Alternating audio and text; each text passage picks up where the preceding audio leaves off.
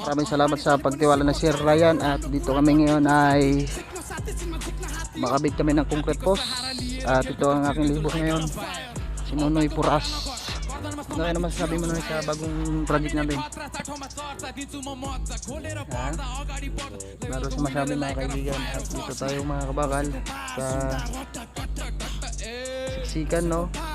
Sa bridge 2. At ito ang ginagawa namin, bakod. Yan.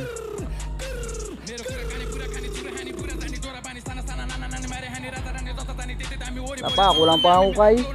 Ilan na lang din ang hukay. Yung ano lang din, parkingan niya lang din yan ng mga ano niya, truck niya, tsaka bako. O parang gano'n na rin, buliga. Padalagyan pa yung mga ano.